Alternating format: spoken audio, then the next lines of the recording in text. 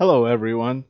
This is a GT Sport race that I had a couple weeks ago that I never got around to actually uploading till now. So it's Daily Race C, which is 12 laps of Autopolis in Group 2 cars. I've qualified fourth here in the 2008 Zanavi Nismo GTR. It's 3x fuel consumption and 13x tire wear. So fuel isn't really a concern for this race. You can pretty much run, by pretty much I mean you can run flat out the whole race and have no problems with fuel. But tires definitely are a concern. So in all of these races that I've done, my strategy has been just stop right down the middle of the race, end of lap 6, and which has worked well for me. So here we go. Let's see what happens. So the main cars that people seem to like to use for this race are the ones you see in front of us, basically. So the GTRs that people are using in front of us here are the 2016 Motul Autech GTR and the NSX.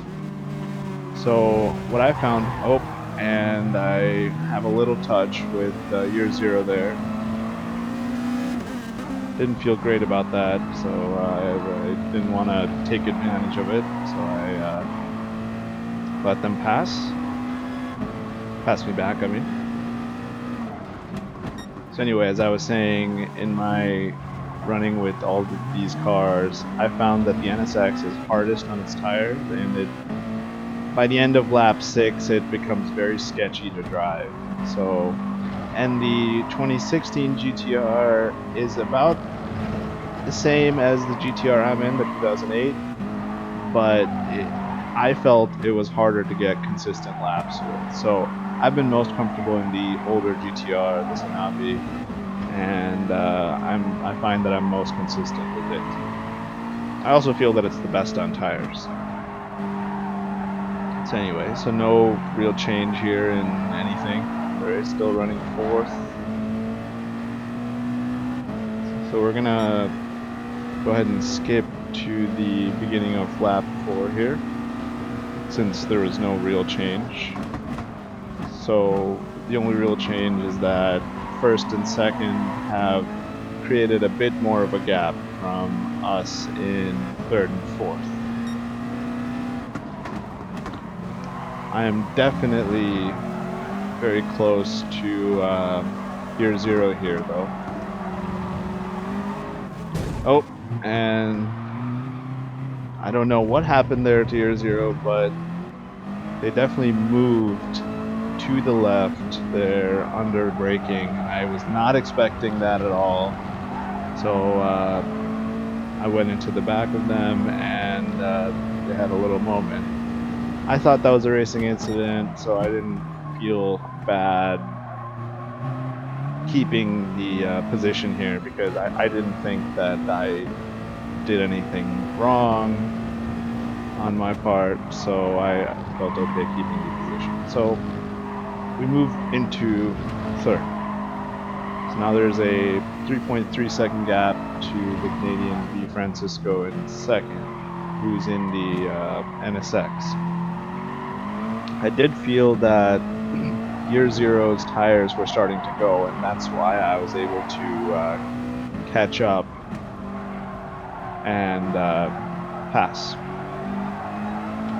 So you'll start to notice that trend where people's tires start to go at about lap 5 or lap 4 kind of thing.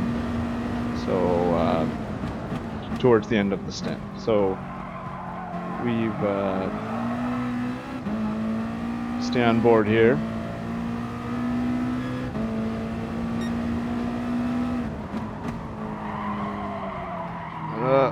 Go a little wide.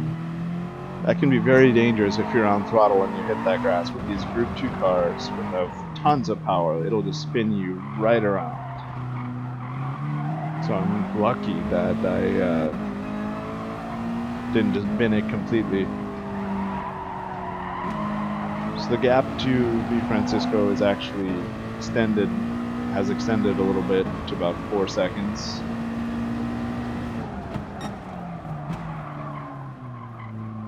So the pit window is coming soon. So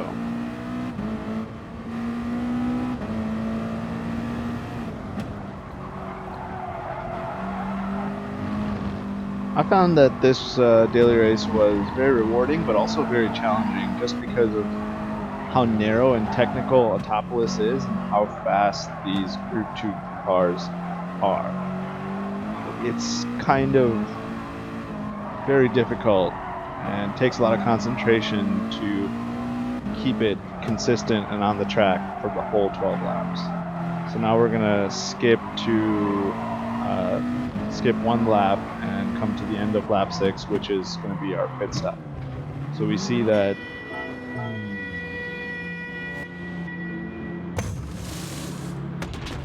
no fuel needed, and the Chilean there, Lengua de Tigo, I believe pitted a lap early.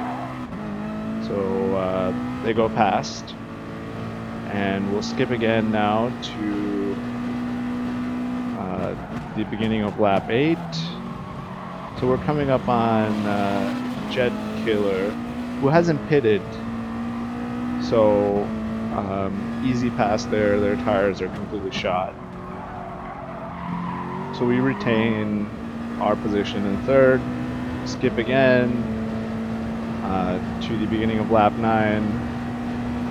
We've just set the fastest lap of the race out of anybody, purple. It's not a bad lap time, 1:38.002. And now we're starting to come up on the 2 in front. So just remember that Lengua de Tigo did pit 1 lap earlier than we did. So their tires are going to be slightly worse at the end of the race. Oh, and V Francisco has a small moment there, letting us catch up at a massive rate. And just a simple pass there, just going around the inside. And again, I suspect their tires are starting to go. As I said, the NSX is the hardest on its tires. A little moment there coming through that long right-hander. So the gap to first is almost 2 seconds. 1.9, 1.8, hovering 1.6 now. This last corner is so hard to get right. You can either go too wide, or if you're being conservative, you can go too narrow and then lose speed. Anyhow, so we cut for the last time here to the beginning of lap 11, and as you can see, we've caught up a bit to first place. Gap is down to about 1 second.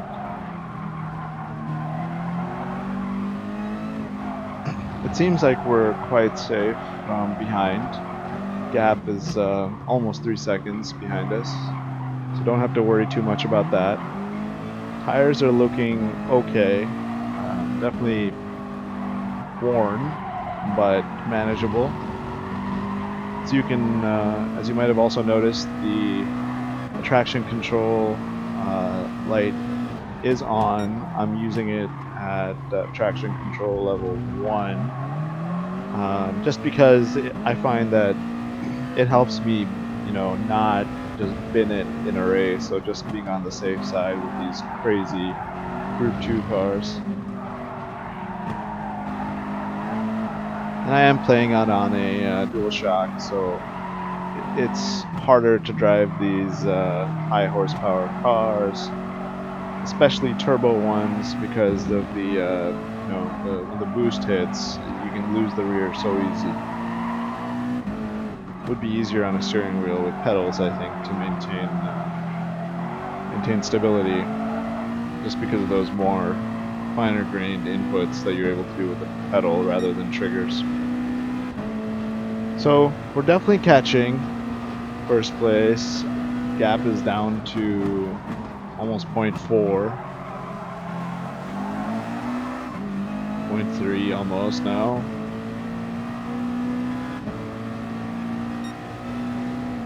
The real question here is that, do I have enough time to go for a pass?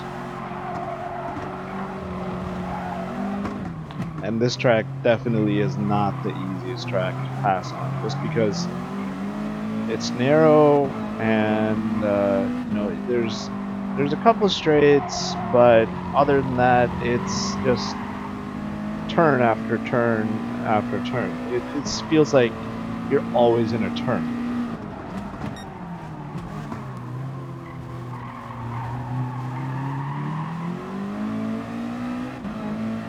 So the gap is still about 0.4, so right on the back of first place.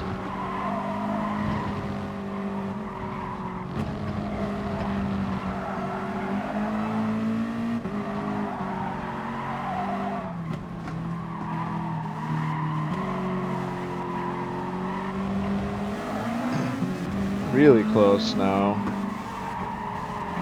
but I don't see a great way to pass here. This corner, I have passed people here in this last corner, and yeah, it's not easy. All right, so it doesn't seem like we're gonna have a chance to pass, but wow, like what a finish! 0.078 is the gap. So I think if I had another lap, I would have been able to pass.